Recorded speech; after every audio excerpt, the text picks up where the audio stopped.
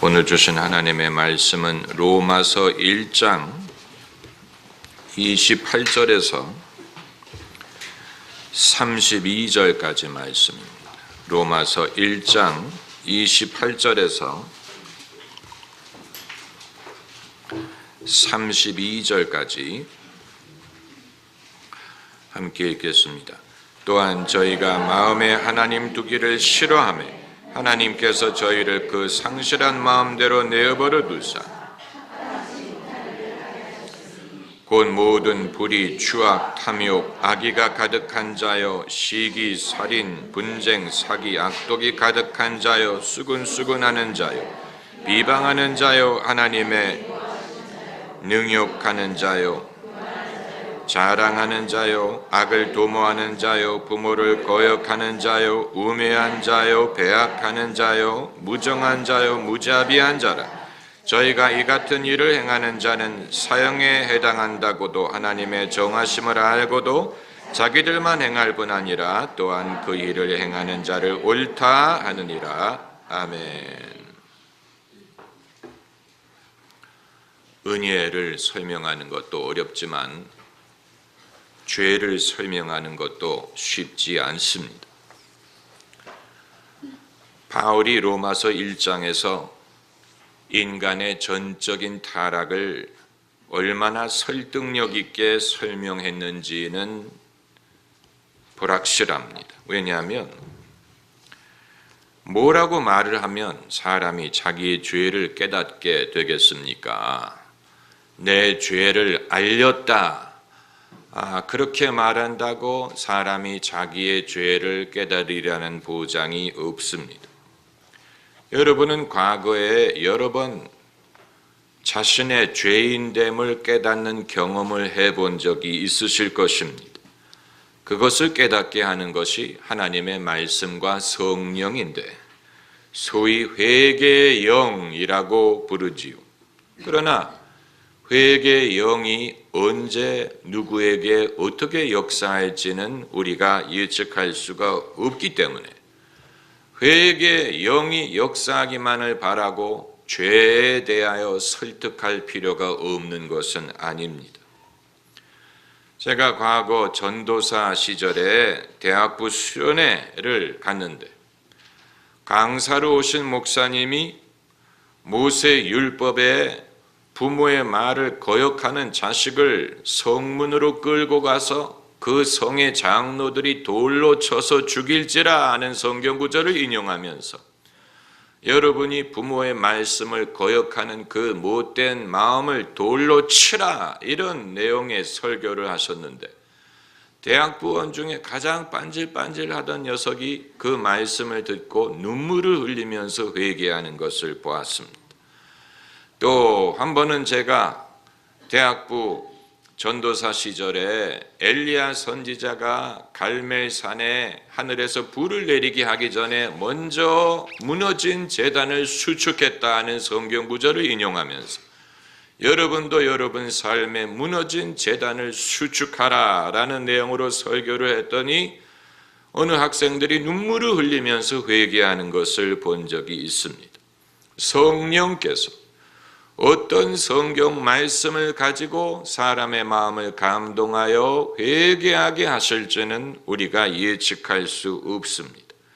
그러나 성령이 이같이 감동을 하신다고 해서 우리가 죄가 무엇이고 왜 그것이 죄가 되는지를 설명할 필요가 없는 것은 아니에요. 사람들은 굳이 말하지 않아도 죄가 뭔지 다 알고 있지 않습니까? 그건 확인할 수 없는 것입니다. 도덕적인 차원에서는 어느 정도 알 것입니다. 거짓말하는 것이 나쁘다는 것, 훔치는 것이 나쁘다는 것, 도덕적인 차원에서 사람들이 어느 정도는 알고 있고 법적인 차원에서도 우리가 일치를 봤지요. 모든 국가는 살인, 납치, 유괴, 사기, 테러, 탈세 이런 것이 죄라는 것을 규정하고 벌을 줍니다. 그러나 그건 도덕과 법률의 차이고, 그것이 왜 하나님 앞에서 죄가 되느냐 하는 것은 별개의 문제입니다. 왜 그것이 하나님 앞에서 죄가 되느냐, 거기까지는 사람이 깨닫지 못하는 경우가 많습니다. 깨달았다면 회개했을 것입니다. 회개하지 않는다는 말은 그것을 깨닫지 못했다는 얘기예요. 이것은 사실 많은 생각을 요합니다. 내가 만일 누구를 죽였다, 살인을 저질렀다 했을 때 그 희생자에게 죄를 지은 것이고 희생자의 가족에게 죄를 지은 것이지요. 그런데 그것이 어떻게 하나님에게 죄가 성립이 되는가? 그건 이해가 필요한 것입니다.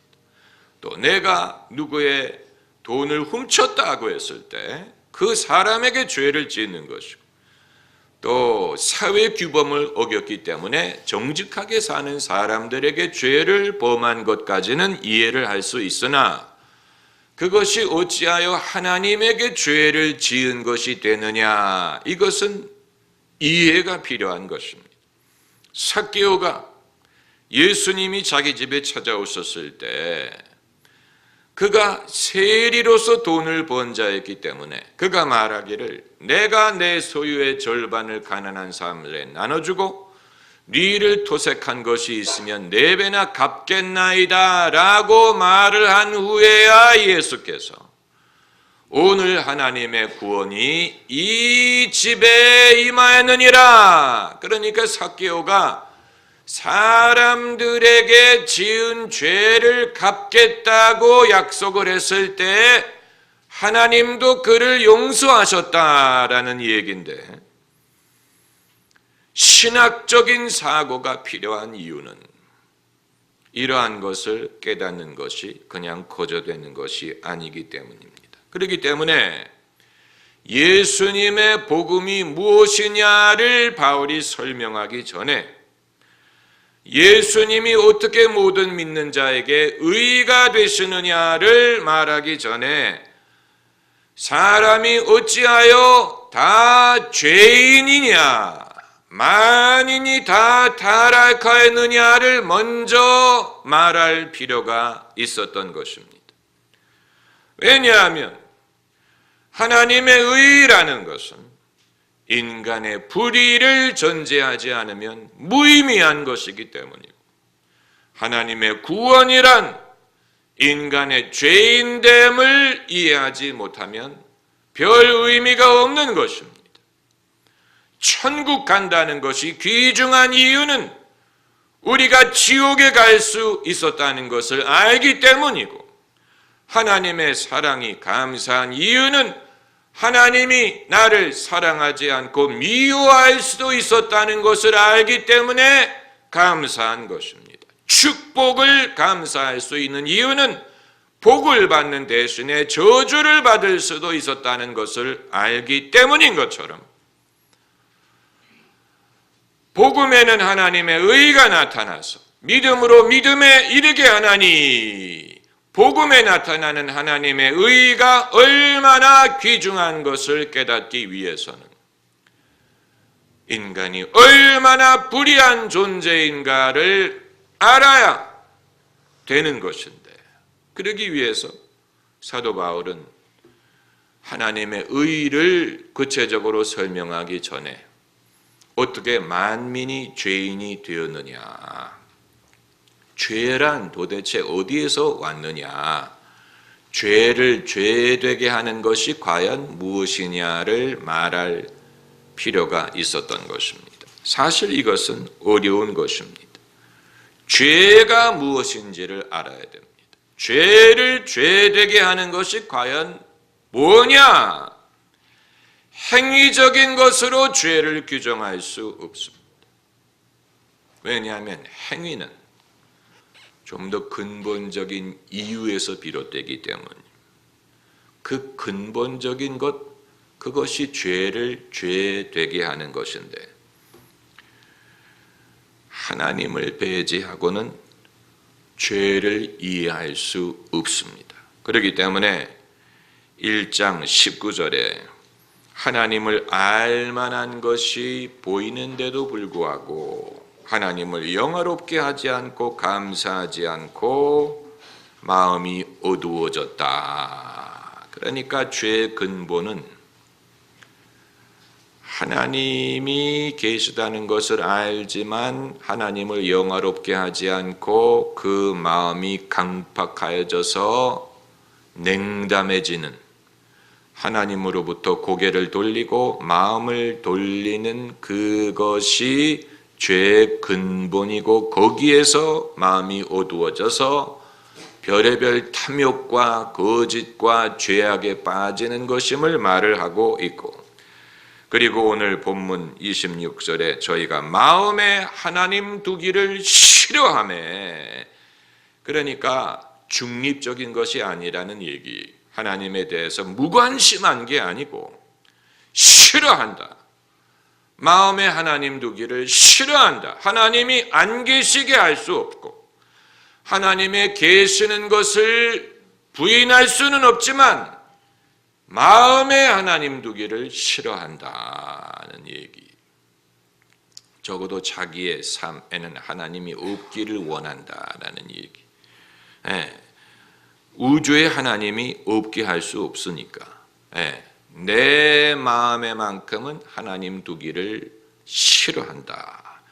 그래서 하나님이 저희를 그 상실한 마음대로 내어 버려 두었더니 별의별 잡초가 나기 시작한, 그게 바로 불의, 추악, 탐욕, 악의, 시기, 살인, 분쟁, 사기, 악독, 수군수군, 비방, 별의별 이 모든 것이 마음에 하나님 두기를 거부한 결과로서 발생하는 것들. 그러니까 행위적인 것으로 죄를 규정할 수 있는 것은 아니. 행위, 너 나쁜 영화 봤지? 너 죄인이야. 이런 식으로. 너 누구 미워했지? 너 죄를 졌어. 이런 식으로 행위적인 것에서 죄를 규정하기가 어려운 이유가, 그 정도는 우리가 다 알고 있지만 그게 왜 하나님께 죄가 되느냐, 그것을 설명하는 데는 한계가 있는 것입니다. 그러니까 죄가 하나님과 우리 사이를 멀리하게 한다기보다는 하나님으로부터 멀어지는 것이 죄를 낳는 것입니다. 사람이 먼저 죄를 짓고 그 죄 때문에 하나님과의 거리가 멀어졌다라고 말하기보다는, 도대체 사람이 어떤 죄를 지으면 하나님과 멀어지겠습니까? 여러분의 자녀가 어떤 일을 하면 부모와 관계가 멀어집니까? 그 녀석이 그 녀석이지요. 걔네들이 할 수 있는 일이 정해졌지요. 뭔 일을 하면 어머니와 사이가 멀어지겠습니까? 그런 식으로 생각하면 한계가 있어. 도대체 인간이 뭐를 하면 하나님과 멀어진다는 얘기냐? 인간이 그렇게 위대하냐? 그게 아니고 하나님과 멀어지는 것, 하나님을 마음에 두지 않는 것, 하나님에 대하여 마음을 돌리는 것, 이것이 사람으로 하여금 별의별 악한 일에 빠지게 하는 것입니다. 닭이 먼저냐 달걀이 먼저냐를 따질 수 있지만, 그렇기 때문에 법이 없이도 살 수 있다고 하는 사람이라도 하나님을 마음에 두지 않으면 그 사람은 죄인이 되는 것입니다. 아무리 모범적이고 팔이 하나 다치게 하지 않는 사람이라고 하더라도 마음에 하나님을 두지 않는 사람, 그 사람은 죄인. 행위를 따져가면서 사람의 죄를 지적하려고 하는 것이 벽에 부딪히는 이유가 여기에 있습니다. 그러면 왜 어떤 사람들은 마음에 하나님 두기를 거부할까? 왜 하나님 마음에 두기를 거부할까? 그것은 인류 역사 초기부터 가졌던 의문입니다. 왜 가인은 하나님이 받지 않으시는 예물을 드렸을까? 궁금하지 않습니까? 왜 아벨처럼 가인도 하나님이 받으실 만한 예물을 드리지 않았을까? 왜 에서는 육신의 편안함을 위하여 영적인 기업을 버렸을까? 왜 가룟 유다는 은 30냥으로 예수님을 팔았을까? 왜 이스라엘 백성 중에는 애굽으로 돌아가려는 사람들이 있었을까? 왜 하나님의 약속을 믿기를 거부했을까? 성경에는 마음에 하나님 두기를 거부한 많은 사람들의 사례가 나옵니다. 사람이 왜 마음에 하나님 두기를 거부하는지 그 이유를 한마디로 말할 수 없기 때문에 성경에서는 여러 사례를 통하여 그것을 설명한 것입니다. 한 가지는 분명합니다. 마음에 하나님 두기를 싫어하면 안 돼. 그것만은 분명. 그러면 안 돼.